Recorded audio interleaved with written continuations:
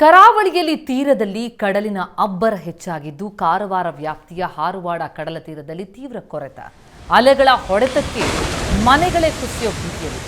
ತರಂಗಮೇಟ್ ಗ್ರಾಮದ 3 ಮನೆಗಳು ಅಪಾಯಕ್ಕೆ ಸಿಲುಕಿವೆ. ಮನೆ ಗೋಡೆಗೆ ಸಮುದ್ರದ ಅಲೆ ಬಂದು ಹೊಡಿತಾ ಇದೆ.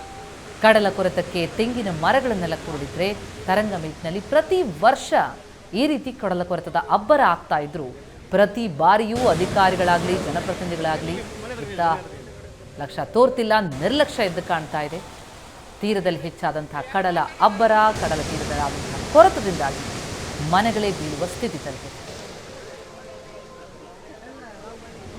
ಉತ್ತರ ಕನ್ನಡ ಜಿಲ್ಲೆಯಲ್ಲಿ ಅಬ್ಬರದ ಮಳೆಯ ಜೊತೆಗೆ ಭಾರೀ ಪ್ರಮಾಣದಲ್ಲಿ ಸಮುದ್ರ ಕೊರೆತ ಉಂಟಾಗಿದೆ. ಇದರಿಂದಾಗಿ ಜನರ ಜೀವನವೇ ಸಾಕಷ್ಟು ಸಂಕಷ್ಟಕ್ಕೆ ಈಡಾಗಿರುವಂಥದ್ದು.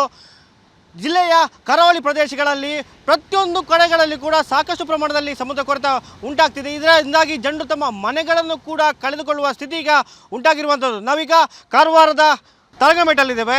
ಸೊ ಈ ಪ್ರದೇಶ ಯಾವ ರೀತಿಯಲ್ಲಿ ಇದೆ ಅಂತ ನೋಡ್ಕೋಬೋದು ವೀಕ್ಷಕರೇ. ಪ್ರತಿಯೊಂದು ಇಲ್ಲಿ ಕಿಲೋಮೀಟರ್ ಗಟ್ಟಲೆ ಕೂಡ ಪ್ರತಿಯೊಂದು ಕಡೆಯಲ್ಲಿ ಕೂಡ ಇಲ್ಲಿ ಏನೋ ಕೊರೆತ ಉಂಟಾಗಿರುವಂಥದ್ದು. ಇಲ್ಲಿ ತರಂಗಮೇಟ ಪ್ರದೇಶದಲ್ಲಿ ನೋಡ್ಕೋಬೋದು ಸಾಕಷ್ಟು ಪ್ರಮಾಣದಲ್ಲಿ ಇಲ್ಲಿ ಕೊರೆತ ಉಂಟಾಗಿದೆ. ಇನ್ನು ಇದೇ ರೀತಿಯಲ್ಲಿ ಮುಂದುವರೆದರೆ ಜನರ ಇಲ್ಲಿ ಪಕ್ಕದಲ್ಲಿ ಮನೆಗಳು ಕೂಡ ಇದೆ. ಆ ಮನೆಗಳು ಕೂಡ ಇಲ್ಲಿ ಕೊಚ್ಚಿ ಹೋಗುವ ಸಾಧ್ಯತೆ ಕೂಡ ಹೆಚ್ಚಾಗಿದೆ. ಜನರು ರಾತ್ರಿ ವೇಳೆ ನಿದ್ರೆ ಕೂಡ ಮಾಡಲಿಕ್ಕಾಗ್ತಿಲ್ಲ. ಏನು ಭೀತಿಯಲ್ಲಿ ಜನರು ತಮ್ಮ ಜೀವನವನ್ನು ಕಳೀತಾ ಇದ್ದಾರೆ. ಯಾವ ಕ್ಷಣದಲ್ಲಿ ಏನು ಆಗ್ತದೆ ಎಂಬುದು ಕೂಡ ಇಲ್ಲಿ ಗೊತ್ತಾಗ್ತಿಲ್ಲ. ಯಾಕಂದರೆ ಸಮುದ್ರದಲ್ಲಿ ಏನೋ ಮಳೆ ಬರ್ತದೆ, ಅದು ಆ ಸಮುದ್ರದಿಂದ ಬರುವಂಥ ಗಾಳಿ ಏನಿದೆ ಅದು ಸುಮಾರು 45ರಿಂದ 50 ಕಿಲೋಮೀಟರ್ ಏನೋ ಸ್ಪೀಡಲ್ಲಿ ಗಾಳಿ ಕೂಡ ಬರ್ತದೆ. ಅದಲ್ಲದೆ ಅಷ್ಟೇ ಪ್ರಮಾಣದಲ್ಲಿ ಅಲೆಗಳ ಅಬ್ಬರ ಕೂಡ. ಸೊ ಜನರು ಇಲ್ಲಿ ರಾತ್ರಿ ವೇಳೆ ಮಲಗಲಿ ಕೂಡ ಆಗೋದಿಲ್ಲ. ಏನೋ ದಿನ ಸಮಯದಲ್ಲಿ ಕೂಡ ಸಾಕಷ್ಟು ಇಲ್ಲಿ ಸಮಸ್ಯೆ ಉಂಟಾಗ್ತಿರುವಂಥದ್ದು. ಈ ಅವರ ಸಾಕಷ್ಟು ಮರಗಳು ನೋಡ್ಕೋಬೋದು. ಈಗ ಅವರ ಏನು ಜೀವನಕ್ಕೆ ಉಪಯೋಗ ಆಗ್ತಿದ್ದಂತಹ ತೆಂಗಿನ ಮರಗಳು ಈಗ ಧರಾಶಾಹಿಯಾಗಿದೆ, ಎಲ್ಲ ಕೊಚ್ಕೊಂಡು ಹೋಗಿರುವಂಥದ್ದು. ಇನ್ನು ಇಲ್ಲಿ ಸಾಕಷ್ಟು ಪಿಚ್ಚಿಂಗ್ ಹಾಕಿತ್ತು. ಈಗ ಕೆಲವು ಕಡೆ ಪಿಚ್ಚಿಂಗನ್ನು ಹಾಕಿದ್ದಾರೆ. ಅದರಿಂದಾಗಿ ಜನರು ಇಲ್ಲಿ ಪಕ್ಕದಲ್ಲಿರುವ ಮನೆಗಳು ಇನ್ನು ಉಳ್ಕೊಂಡಿದೆ. ಆದರೆ ಕೆಲವೊಂದು ಕಡೆ ಪಿಚ್ಚಿಂಗನ್ನು ಅರ್ಧ ಹಾಕಿದ್ದಾರೆ. ಸೊ ಅರ್ಧ ಹಾಕಿದ್ರಿಂದಾಗಿ ಜನರೇ ಈಗ ಅವರ ಮನೆಗಳು ಕಳೆದುಕೊಳ್ಳುವ ಸ್ಥಿತಿ ನಿರ್ಮಾಣ ಆಗಿದೆ. ಇದಕ್ಕೆ ಯಾರು ಹೊಣೆ ಎಂಬುದನ್ನು ಕೂಡ ಈಗ ಪ್ರಶ್ನೆ ಆಗಿರುವಂಥದ್ದು. ಯಾಕಂದರೆ ಅಧಿಕಾರಿಗಳನ್ನು ಮಾಡುವಂತಹ ನಿರ್ಲಕ್ಷ್ಯದಿಂದಾಗಿ ಜನರು ತಮ್ಮ ಮನೆಯನ್ನು ಕಳ್ಕೊಳ್ಳುವಂತಹ ಜೀವನ ಕಳ್ಕೊಳ್ಳುವಂಥ ಸ್ಥಿತಿ ಇಲ್ಲಿ ನಿರ್ಮಾಣ ಆಗಿದೆ. ಅಷ್ಟು ಇದು ಭೀಕರ ಸ್ಥಿತಿ ಇಲ್ಲಿ ನಿರ್ಮಾಣ ಆಗಿರುವಂಥದ್ದು. ನೋಡ್ಕೋಬೋದು ಎಷ್ಟು ಬೃಹತ್ ಅಲೆಗಳು ಇಲ್ಲಿ ಬರ್ತಾ ಇದೆ. ದೊಡ್ಡ ದೊಡ್ಡ ಅಲೆಗಳು ಬಂದು ಇಲ್ಲಿ ಸಮುದ್ರ ತೀರಕ್ಕೆ ಬಡಿತಾ ಇರುವಂಥದ್ದು. ಅದಕ್ಕೆ ಎಷ್ಟು ತೆಂಗಿನ ಮರಗಳು ಕೂಡ ಈಗ ಕೊಚ್ಕೊಂಡು ಹೋಗಿದೆ ನೋಡ್ಕೋಬೋದು. ಇದು ಒಂದು ಪ್ರದೇಶ ಅಲ್ಲ, ಇದು ಸುಮಾರು 1 ಕಿಲೋಮೀಟರ್ ಗಟ್ಟಲೆ ಕೂಡ ಇದೇ ರೀತಿಯ ಪರಿಸ್ಥಿತಿ ಈಗ ನಿರ್ಮಾಣ ಆಗಿರುವಂಥದ್ದು. ಈಗ ಇಂಥ ಸ್ಥಿತಿಯಿಂದಾಗಿ ಇಲ್ಲಿನ ಸ್ಥಳೀಯರ ಸುಷ್ಮಾ ಅವರ ಮನೆ ಈಗ ಕಳೆದುಕೊಳ್ಳುವ ಸ್ಥಿತಿ ಈಗ ನಿರ್ಮಾಣ ಆಗಿದೆ. ಸಾಕಷ್ಟು ಭೀತಿಯಲ್ಲಿದ್ದಾರೆ. ನೇರವಾಗಿ ಅವ್ರ ಜೊತೆ ಮಾತಾಡುವ. ಅಮ್ಮ, ಯಾವ ರೀತಿ ಪರಿಸ್ಥಿತಿ ಈಗ ಇದೆ ನಿಮ್ಮಲ್ಲಿ? ಹೋದ ವರ್ಷಕ್ಕಿಂತ ಈ ವರ್ಷನೇ ಜಾಸ್ತಿ ಆಗದೆ. ಈ ವರ್ಷ ಗ್ಯಾರಂಟಿ ಇಲ್ಲ. ಮನೆ ಮುಂಟು ತನಕ ಬಂದದೆ, ಮನೆ ಮೂರು ತನಕ ಬಂದದೆ. ಏನು ಎಲ್ಲ ಕೊಚ್ಕೊಂಡು ಹೋಗಿದೆ. ಕಾಯಿ ಮರ ಒಂದು 8-10 ಹೋಗಿದೆ. ನೆನ್ನೆ 2 ಬಿದ್ದಿತ್ತು, ಮೊನ್ನೆ 2 ಬಿದ್ದಿತ್ತು. ದಿನ ಬೆಳೀತಾನೆ ಉಂಟು ಮರ. ಪೂರ ಹೊಂಡ ಆಗಿ ಪಿಚಿಂಗ್ ಎಲ್ಲ ಅರ್ಧದಲ್ಲೇ ನಿಲ್ಲಿಸ್ಕೊಂಡಿದ್ದಾರೆ.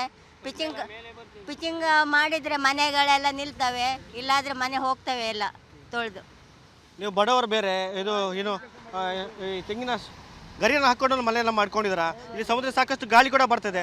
ರಾತ್ರಿ ನಿದ್ದೆ ಬರುತ್ತೆ ಮೇಡಮ್? ಅಮ್ಮ, ರಾತ್ರಿ ಇಡೀ ನಿದ್ದೆ ಬರೋದಿಲ್ಲ. ನಿನ್ನೆಯಿಂದ ನೋಡ್ಕೊಂಡು ಮರ ಬಿದ್ದೋದು, ತಲೆಯೆಲ್ಲ ಸುತ್ತು ಬಂದು ಮಲಗಿದ್ದೆ. ಊಟನೂ ಮಾಡ್ಲಿಕ್ಕೆ ಆಗೋದಿಲ್ಲ. ಎಲ್ಲ ಚಿಂತೆದಲ್ಲಿದ್ದೇವೆ ನಾವೆಲ್ಲ. ಭಾಳ ಪರಿಸ್ಥಿತಿ ಗಂಭೀರವಾಗಿದೆ ಇಲ್ಲಿ. ಏನು ಮಾಡ್ಲಿಕ್ಕೆ ಆಗೋದಿಲ್ಲ ನಮ್ಮ ಕೈಯಲ್ಲಿ. ಎಲ್ಲ ಒಂದು ಉತ್ಪನ್ನ ಯಾರ್ದು ಇಲ್ಲ. ನಮ್ಮದು ದುಡ್ಡು ಒಂದು ಮೀನು ಮಾರ್ಕೊಂಡು ಹೊಟ್ಟೆ ಜೀವನ ಮಾಡಬೇಕು. ಅದು ಬಿಟ್ಟರೆ ಮತ್ತೆ ಯಾವ ಕೆಲಸನೂ ಇಲ್ಲ ನಮಗಿಲ್ಲಿ. ಅಧಿಕಾರಿ ಬಂದ್ರು ನೋಡಿದ್ರೆ ಯಾರು ಅಧಿಕಾರಿಗಳಾದ್ರು? ಬರ್ತಾರೆ ಹೋಗ್ತಾರೆ. ಹೋದ ವರ್ಷ ಹೇಳಿದ್ರು ಆ ಪಿಚಿಂಗ್ ಅರ್ಧದಲ್ಲಿ ನಿಂತಿದೆ, ಪೂರ್ತಿ ಮಾಡಿ ಅಂದ್ರೆ ಯಾರೂ ಮಾಡಲಿಲ್ಲ. ಈಗಾದರೂ ಮಾಡಬೇಕಲ್ಲ, ಎಲ್ಲ ಮನೆ ಹೋಗ್ತವೆ ನಮಗೆ. ಮುಂದೇನು ನಮ್ಮ ಭವಿಷ್ಯ, ನಮ್ಮ ಜೀವಕ್ಕೆ ಯಾರು ಹೊಣೆ ಅಂತ ಹೇಳ್ಕೊಂಡು ಇಲ್ಲಿನ ಜನರನ್ನು ಪ್ರಶ್ನೆ ಆಗಿರುವಂಥದ್ದು. ಆದಷ್ಟು ಬೇಗ ಅಧಿಕಾರಿಗಳು ಬಂದು ಇಲ್ಲಿ ಜನರಿಗೆ ಒಂದು ಸಹಾಯ ಮಾಡಬೇಕು. ಅದಲ್ಲದೆ ಇಲ್ಲಿನ ಸ್ಥಳೀಯರು ಏನೋ ಕೊರತೆ ಆಗ್ತಿದೆ, ಆ ಪ್ರದೇಶಕ್ಕೆ ಬಂದು ಅಲ್ಲಿ ಪಿಚ್ಚಿಂಗ್ ವ್ಯವಸ್ಥೆ ಕೂಡ ಈಗ ಮಾಡಬೇಕಾಗಿದೆ. ಕ್ಯಾಮರಾ ಪರ್ಸನ್ ಗಿರೀಶ್ ನಾಯ್ಕ್ ಜೊತೆ ಬರ್ತರಾಜ್ ಕರ್ನಾಟಕ, ಏಷ್ಯಾನೆಟ್ ಸುವರ್ಣ ನ್ಯೂಸ್, ಕಾರವಾರ.